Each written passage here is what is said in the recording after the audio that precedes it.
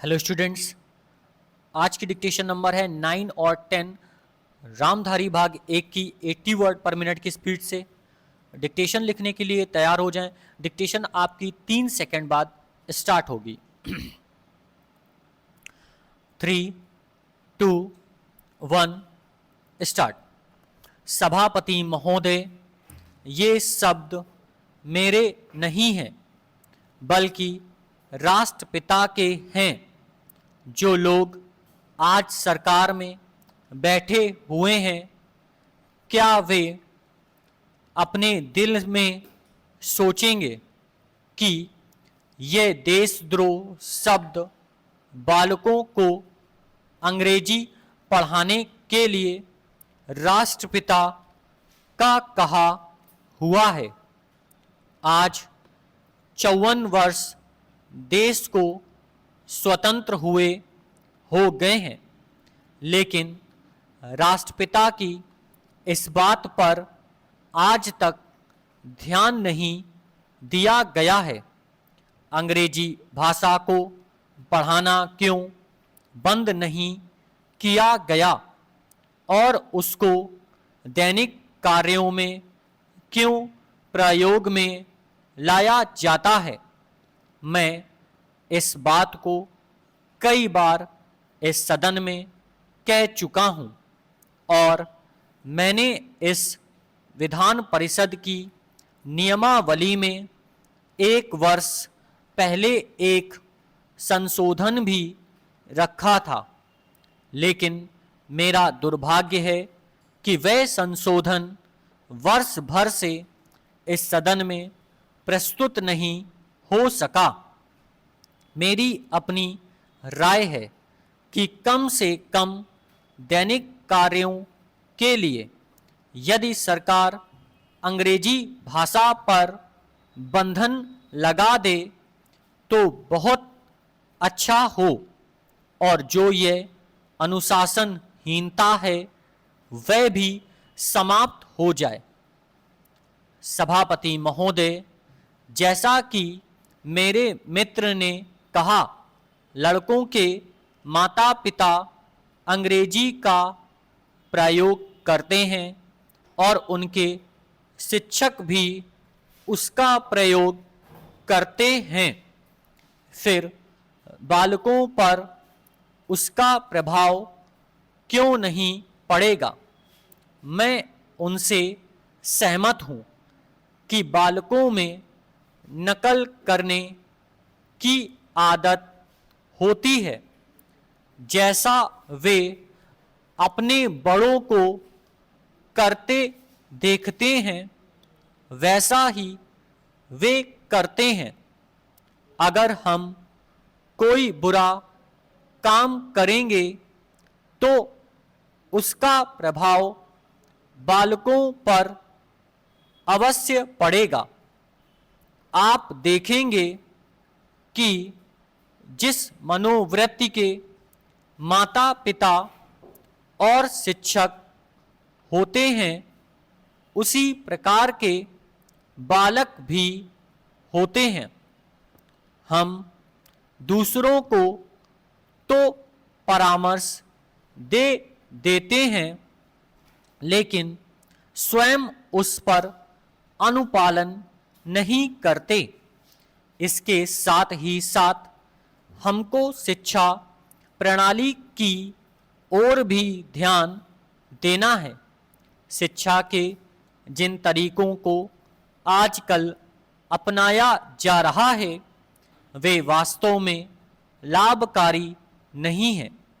सरकार की ओर से इस प्रकार का आदेश होना चाहिए कि 14 वर्ष तक बालकों को अपनी मातृभाषा में ही शिक्षा दी जाएगी और दैनिक कार्यों में अंग्रेजी का प्रयोग नहीं होगा। इस प्रस्ताव में अनेक महत्वपूर्ण बातों की ओर ध्यान दिलाया गया है। मैं समझता हूं कि जब माननीय मंत्री जी इसका उत्तर देंगे तो कह देंगे कि हम बहुत सी बातों पर कार्यान्वयन कर रहे हैं, लेकिन मैं समझता हूं कि उन पर कोई कार्यान्वयन नहीं हो रहा है। सभापति महोदय, आज हमारे देश में जो ऊपर से लेकर नीचे तक शिक्षा दी जा रही है, उसमें व्यवस्था ही एक कारण है जिसकी वजह से शिक्षा का स्तर गिरता जा रहा है। मेरा अपना विचार है कि जो शिक्षा प्रणाली है और जिस रूप में शिक्षा दी जा रही है, वही अनुशासनहीनता का भी कारण है। अपने देश और प्रदेश में हर एक की अपनी अपनी भाषा है और वह बालक जो इस देश में पैदा हुआ है, जो अपनी मातृभाषा की गोद में पला है, उसको यदि अपनी मातृभाषा में ही शिक्षा दी जाए तो मेरा विचार है कि शिक्षा का स्तर ठीक हो सकता है। जो सबसे बड़ी भूल और कमी सरकार के द्वारा दी जाने वाली शिक्षा के संबंध में हो रही है, वह यह है कि बालक की मातृभाषा में शिक्षा न देकर उसको उस भाषा में शिक्षा देने की व्यवस्था की गई है, जो हमारे देश या प्रदेश की भाषा कभी रही ही नहीं। मेरा अभिप्राय विदेशी भाषा अंग्रेजी से है।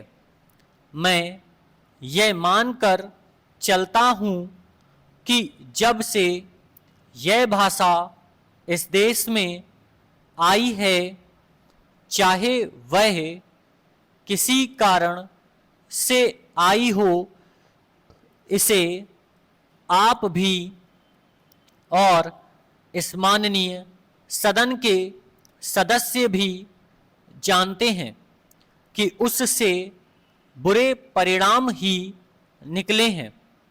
कोई भलाई नहीं हुई है। इस देश को जो हानि हुई है वह किसी से छिपी नहीं है। हम देख रहे हैं कि हमारे यहाँ जितना फैशन बढ़ रहा है और जितनी वेशभूषा बिगड़ रही है, वह सब अंग्रेजी भाषा के ही कारण है। जिस समय यहाँ पर अंग्रेजों का राज्य था, प्रायः यह देखने को मिलता था कि वे लोग जो विशेष करके किसी न किसी तरह से सरकारी पक्ष के ही होते थे, अंग्रेजों से मिलने के लिए जाते समय अंग्रेजी वेशभूषा का ही प्रयोग करते थे। परंतु यह इस प्रदेश और इस देश का दुर्भाग्य है कि अंग्रेजों का राज्य समाप्त हो जाने के बाद भी लोग उनकी वेशभूषा को पहनते चले जा रहे हैं। इससे जो प्रभाव हमारे देश के फैशन पर पड़ा, उससे लाभ के बजाय हानि ही हुई है और हो भी रही है। मेरा ऐसा विचार है कि अंग्रेजी वेशभूषा से इस देश को बहुत हानि हुई है। भारत की गौरवपूर्ण सभ्यता और संस्कृति के संरक्षण पर पर्याप्त ध्यान देने की आवश्यकता है। Full stop.